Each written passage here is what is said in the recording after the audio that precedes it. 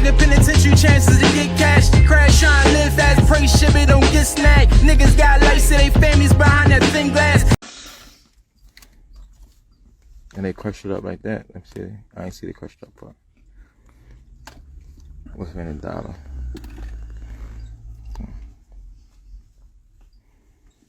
Alright, go ahead, buddy.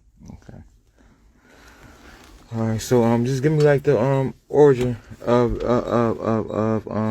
like how you came up.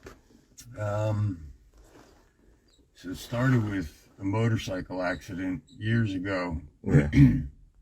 And went to the doctor, and he just freely handed out oxys.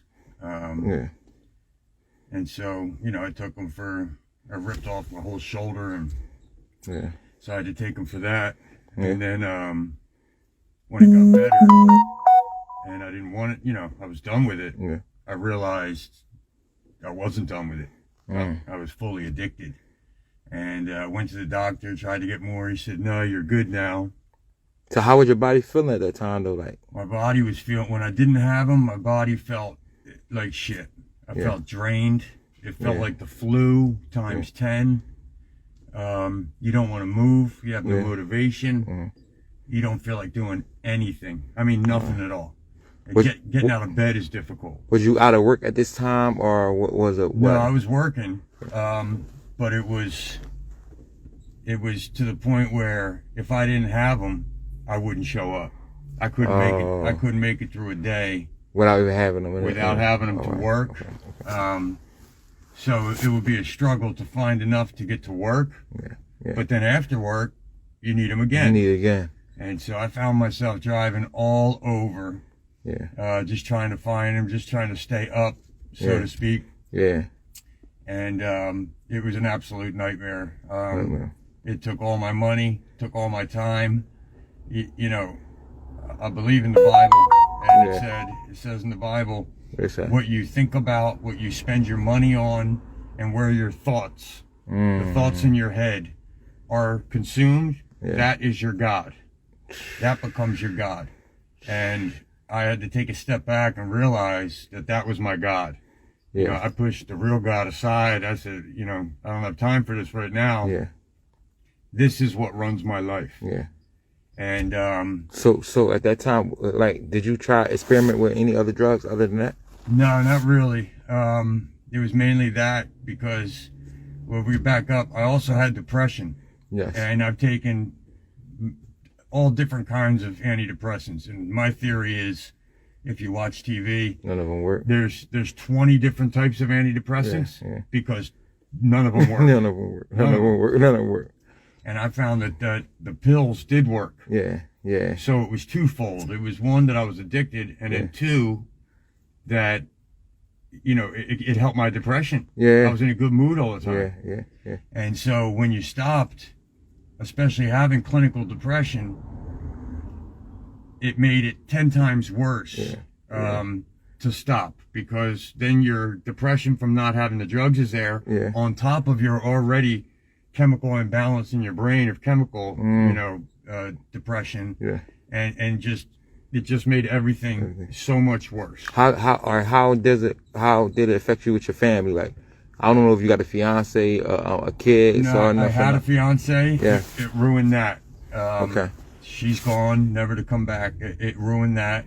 As far as my family, I have a unique family. We are, again, really faith-based. Yeah. And my family would never give up on me no matter what I did. And, you know, there was plenty that I did, you know, in relevance to doing drugs, using cop and getting money. Is there anything particular that you would say that you did, that you crossed the line on, that you think back that you like, that wasn't me? Or like, could you explain like one story that you could multiple things at one point?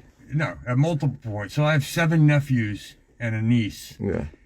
And for those years that I was addicted, I would have to show up to birthday parties with no gifts. No gifts for my own family, because every last cent went to the man, you know. And that I can't get back. You know, I can shower them with money and gifts now, and stuff like that. But I can't get those formidable years back. Yeah. Yeah. When, you know, and at first they would ask, well, you know, did Uncle Brad get a gift? And then I guess my brothers were, I don't know. I'm just, you know. So did you ever steal something, take something that you regretted? I never stole anything. Yeah. Never stole anything. Yeah. I know a lot of people in my position that have. Yeah. And I get it. You know, there's things that people do. It's not themselves. It's not themselves at that the time. While they're doing it. Yeah. They say, I cannot believe I'm doing this. This is not me. I cannot. Why am I doing this? You know, with tears in their eyes. Yeah. But they do it because they have to. They have to justify getting that next fix. Yeah. And so, you know, things are better now with my family. But as I said, those are days I can't get back. Yeah. Those are moments that happened. Yeah. I lived them, and that's my life, and I have to deal with that. And so I believe that every person on the earth, I don't care how good or how bad you are, you have a conscience instilled with you from God, like a moral center. And everybody knows when they're doing right and wrong. Yeah. And that's one thing that is going to be hard to remedy, is the fact that I've got to come to peace with the terms that I did this. So all these things I did in my life, I did these, and I have to live with them and the regrets. Yeah. So do you ever get to a point like when you want to like that you want to stop, like when you stop, like when you know to yourself like I want to stop, but like you don't stop? Yeah, that point came years ago. Okay. Years ago. Okay. And you know, there's been times when I did well. I did, you know, for months and a year at a time. Yeah. But that's what's so insidious about this. You know it's wrong, but you just can't. Here's the thing. Yeah. You can take it out of your body physically, you know, a few months, few weeks, and you're fine. You'll be back up healthy, eating, sleeping again. What you can't remove is the thought and the process of it. And I feel like the longer you've done it, the worse it is in your mind. So you're trying to go about your regular day and say, you know, you're having a bad day, or say you got in an accident or something. Well, you can't help the thoughts, you know, yourself speaking to yourself saying, if only I had some of this would be a better time. It would be a better day. If I had this, I could deal with this better. Yeah. Which, it's a lie, but it's also true. And that's the hard part about this, is that it is true. I feel like I was a better worker on these. I was kinder to people when I'm on these, when I was feeling good and on these. And when I was off, I had a short temper. I couldn't be bothered talking to anybody. I didn't want to show up anywhere. People stopped inviting me places, my friends, because they knew I might not be there. I might not show up, you know. And so did you lose any friends? Yeah, I lost some friends over it. I would say more acquaintances. My friends that have been my friends will be my friends. You know, the true definition of friend. They'll be there through thick and thin. No doubt. But I've lost a lot of people that just got probably the wrong idea of me. Like, that dude's an asshole, or you know, all he cares about is this. People that didn't really know me, but I don't indict them at all. I understand why they think that way about me because of how I treated them at those instances when I was going through this. When you was at the low point, when I was at the low point. So can you tell about the last your last experience of ODing? Yeah. So I got what I thought was something else, but it turned out to be fentanyl pressed into pill form. And I've seen fentanyl in bags and stuff like that, but never as good as probably they look. Well, never pressed down into it looked like a pharmaceutical. And so I took them thinking they were something else, and the next thing I knew, I was in the back of an ambulance. Literally, I took them. I drove a little bit, and next thing I knew, I was in a completely different township, far away from where I live, far away from where I got them. And I was in the back of an ambulance, no idea where my van was. And I came to, and I said to the EMT, I said, what happened? And he said, well, you know, you were out cold, and we had to give you Narcan. You overdosed, and we gave you Narcan. And I remember just dropping my head and thinking, oh my God, here we go again. Yeah. And then subsequently from that, I have a DUI now. Yeah. Facing a year without my license. You know, all the things that go with it. And part of you wants to blame people. Part of you wants to say, well, it wasn't my fault. I thought I was getting, or I didn't mean to do. And we live in a world, especially the United States, where it's always somebody else's fault. Yeah. And, you know, I teach to my niece and nephews, if you do something, you face it. You know, it doesn't mean that's who you are, but you got to face it. And so now I'm got to eat my own words and face the music and know that it doesn't matter if I was given something that I didn't know I was taking. I went there anyway to get something illegal. I went to do something I shouldn't have been doing anyway. So this is all on me. And whatever comes my way, if I lose my license, I take it because... And can you tell them how you take it? Can you just tell them how much you took just now? Like how much you took now? And how you took it? I always snort it. You always snort it? And it was 3 of the 30s, yeah. It's 3 30s that you just took, and you snorted it. Yeah. All right, so even with that process, when you go through that process, right, how do you feel from now? Well, when I first got, 20 minutes ago, I wasn't feeling too good. And now about 20 minutes later, I feel better. The thing is with these is that you don't feel that high all the time anymore. And I think that's why people try to, they add extra more. Stuff, yeah. Or I want to catch that high that I first got. All it makes you do is feel okay. Yeah. When you're in it that far, all it really does for you is make you okay. It makes you be able to function. Yeah. The days of getting high off of that and having fun are over. Yeah. It's all it's all anxiety. Yeah. It's all trying to manage. It's a big game of just trying to feel like yourself. Just trying to feel like yourself. Yeah. How do I get to my man that has them in time, and then get to work? And then if I'm late, what's my excuse? And then how do I go about that? And then you play catch up in your mind. Well, I'll just work late and I'll do this, and you don't think about how your schedule, your dependence is inconvenient to other people's schedule and their time and your own word. If I tell somebody I'll be there at 9 o'clock, but I ran out and I got to go to do this first, and I'm not there till 10:30. Well, that's on my name, and half the time people are okay with it. But I still have to live with the fact that I went through that. I told them one thing and then I didn't show up. And if you're a man of, listen, I'm the worst kind of sinner. I know that. There's nothing special about me, but I do value my word. I value other people's words. If you say something, do it. My dad taught us, me and my brothers, my family. If you're going to do something, make sure about it, do it and say it, and then do it. And oftentimes when you're on this, you say something, but then you can't follow through. Or you say something when you're high, and then later when you're not, you're like, what was I thinking? Why did I do that? And so, it hits you from every different direction. So as far as your support system, like how do that go for you? Because you say you like I know in your mind you know what's right. Yeah.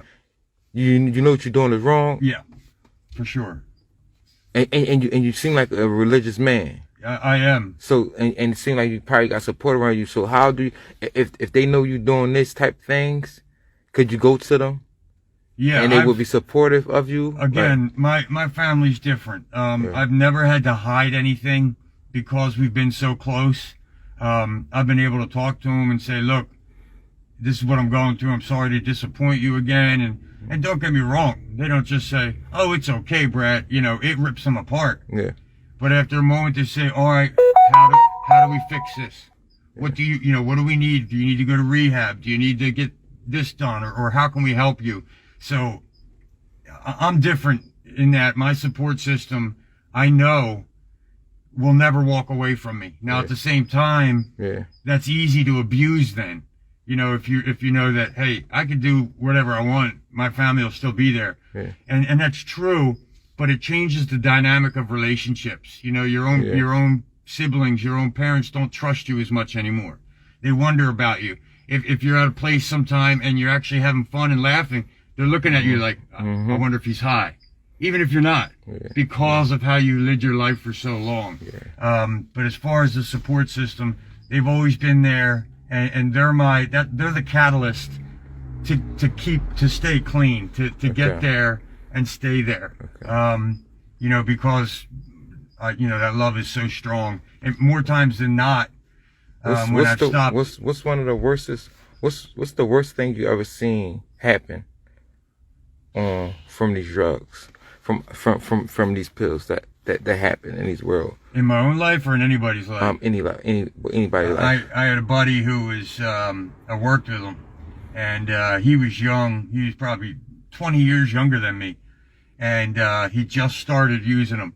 Yeah. And I remember him talking about it, and I remember the stage that he was in, where he was, that he was excited about it. They make everything better. I remember talking to him, saying, listen, man, I've been there. I'm not here to tell you what to do. I'm no hypocrite. But just here's my story. Be careful. And one day he didn't show up for work, and the next day, no show, no call. And we found out the third day that he had taken too much, and he OD'd and died. And he was a good kid. Sorry to hear that too. Yeah, I mean, well, that's life. Thank you. Yeah. He was a good kid too, man. And then but then it makes me think, why God? Why him? And I've done so much worse. And my body's not like a 20-year-old. I'm not in great shape. Why do you keep me alive and somebody else goes? And but that was hard. That hit hard when. So what was which was one of the hardest things that you think you did in your life? Worst things that you did in your life while being on them? Well, obviously the DUI and forgetting. But I would also, well, I'll tell you, one time I didn't have them, and I was going through withdrawal, and I drove down pretty far away from my house to get them. And I couldn't find anybody with them, and I was going, like I said, withdrawal pretty bad, and I had a seizure. And crashed my van and totaled it. When I came to, the EMT was giving me smelling salts, and I was in the passenger seat. I don't even know how I got there. And it destroyed my van, which is the only thing I have for work. Broke a bunch of my tools. But you know, obviously I didn't die. I was lucky for that. But thank God. That was pretty bad. That was pretty eye-opening. Yet at the same time, a few days later, I borrowed a car to go get more. And that's the nature of this. An addiction. Unless you make a decision within your own mind, I am done. I will not do this anymore. I mean, I don't know if you have to write a list out, the pros and the cons, and realize that this is a dead end road. So what would you tell somebody that's going through it right now? Like right now, that's going through it. What would you tell them? I'd say follow your conscience. At this point, you know what you're doing is wrong. At this point, most likely you want to stop and you can't. I'd say, first of all, don't give up. Things aren't like this forever. Having gotten clean myself, you know, there is a light at the end of the road. You will go through hell. I won't sugarcoat it. You'll have a shitty year, most likely, for the first year. Can I curse on here? You could. I apologize. You good. But then after that, things start coming back, and the greatest of those things is your self-confidence. You end up, you know, because you don't realize that's stolen from you by yourself. You stole your own self-confidence away by doing these things. And when that comes back, that is sort of the catalyst to keep you going, to keep on the straight and narrow. So first and foremost, to anybody, you need a desire. You've got to want to quit, and you can't say, I want to quit for my parents or my spouse or my siblings or my child even. It's got to be for you. And if you can't find, you know, that willpower to do it for you, I can't say never, ask for help. But you don't have a very good shot of quitting. Go look for some help. Go look for some help. There's plenty of places out there. You are not alone. You'd be surprised how many people walking around you are going through the same thing. Go get help. Don't be embarrassed. Don't be ashamed. This is your life we're talking about. You can either let this go, and we all know where it'll end up, you know, dead or in jail or in an institution.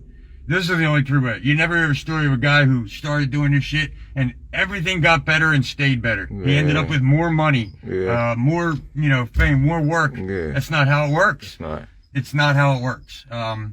you know, this is one of those things Did you see a lot of people that went from that? Did you have a lot of friends that went from taking pills to dope right afterwards? Oh, absolutely. Stuff like that? Yeah. I saw many that the pills started getting too expensive. And so for a fraction of the price, you can get dope, you can get heroin or fentanyl, which is stronger and cheaper. You do the math, you know? People realize it. And once you cross that border, because there's a mental barrier there. I'll do these pills, but I'll never do X or whatever. Once you do, it's all over, because you become that person that you swore you never would. Well, then what else will you compromise? There's so much more that you could do, you know, and that's just a slippery slope and a dangerous road, man. So before we get up out of it, is there anything you want to say to anybody out there that's going through it, that's suffering through it? Yeah, absolutely. Just don't give up. Don't give up. Don't give up. Remember who you are at your core, who God made you to be, your value systems, who you know you are. And if this is something you desire to stop, then don't let anything stop you until you are done. Let it happen, and see that there is a better life out there. I'd be remiss if I didn't tell you it's not going to be easy. Even if you want to stop and then you finally do, it's not just like things change. There will be a period where everything is really difficult. Your depression is high. You don't feel like getting out of bed in the morning. And then I say one more step forward, because what things do you will suggest? make you stronger. What things do you suggest for somebody that's getting off it? Like, like when you did get off it, what did you start with? Like, tell me, like, how was it? I would start working out, start like eating good, Suboxone or something like. Going to rehab. Go to rehab. If you can get to rehab, if you have insurance, go to rehab. If you can't, I couldn't. If you can get some Suboxone, get a hold of that, and then just don't look at the end game. Don't look at, all right, in a month I'll be better than now. Just look at what's in front of you. Right now, this is what I've got to do. Today, I'm just going to do my job, do whatever, you know, interactions come my way, but I will not do this. Okay? And then before you know it, a day is over. And before you know it, you have your first day clean in years. And so it can be done. Listen, if I could do it, absolutely anybody can. I'm the worst kind of addict. You know, it is what it is, and I would do anything and if I could do it, anybody can do it. So just, if you have that desire, find a way. Talk to people, communicate. Don't do this by yourself. This is not something you can just take on yourself and get clean. You need help. You need a support system. If it's not family, it's a counselor, it's a psychologist, it's a drug rehab program, whatever it is. Find a way and get it done.